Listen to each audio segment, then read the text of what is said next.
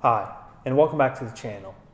At this point in time, you've probably had an opportunity to get out and see 10 to 15 properties with your agent that really fit within the criteria that you provided. You've had an opportunity to even break those further down into maybe the top 2 or 3 that you feel comfortable with, and you probably have one, which is really the front runner property that you're currently looking at. Today, what I would like to do is provide you with 3 tips or tricks that help you finalize your selection process when looking at these properties. The first one I would like to talk about is what I just call removing emotions from the decision. Now, this is not me telling you to be heartless and to not say that, hey, you like a certain property or you love a certain neighborhood, or maybe even you see yourself growing old in a neighborhood. But what I do want to do is challenge you to make a more rational decision when you think about purchasing property. I always like to kind of say that if you were to invest $500,000 in the financial world, maybe it's in a mutual fund or something more exciting like a low-cost index fund, how emotional would you be about that? You're probably not going to be using words such as like and love and can't wait to get this or to get that. And so you'd really be making a rational decision, something that's based on facts and something that really fits your needs. So as you start to really break down these properties, try to think about making your decision as rational as possible in removing the amount of emotion from that decision. Once you've done that, then I want you to sit down and make a list of pros and cons.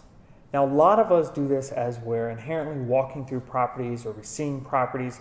We start seeing things that we like, things that we don't like, and we remember those as we move from property to property. But now that you've got 2 or 3 that you've really kind of honed in on, I want you to sit down and make that list of pros and cons for each of those properties so that you can start seeing them. Now, some of us are auditory learners, so we learn by hearing.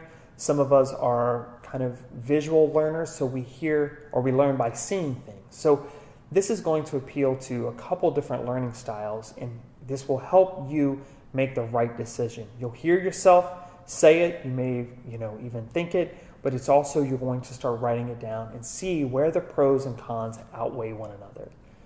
What I then want to challenge you to do is take a look at that list of pros and cons to what your original wants and needs for properties were and what those wants and needs are for today.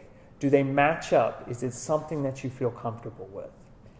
Once you've made that list, the third thing that I want you to do is make one last trip out to see these properties. At this point in time, you've seen the properties, you've made your pros and cons list, and you're probably 95% certain on the property that you'd like to move forward with. What I want to do is help you remove that 5% of doubt. Go back to those properties. Spend that 3 hours that it takes to get out and see them, to walk through them. And I also want to challenge you to take this list of pros and cons with you so that as you're going through the property, you can take a look at the pros, you can take a list of the cons, and you can add to that list as you move through the properties. And this is really just going to help you make that decision on what is the right property for you and remove all doubt. So again, think about reducing the emotion, making a more rational decision that's based on fact. Think about putting together that list of pros and cons. So get out with that list, go out and see those properties that you've narrowed this down to so that you're 100% committed to the decision that you're going to make. Again, I hope these 3 tips or tricks help you finalize your selection process and put you in a better decision and help you feel comfortable. Again, as always, don't forget to subscribe to the channel, and thanks again for coming.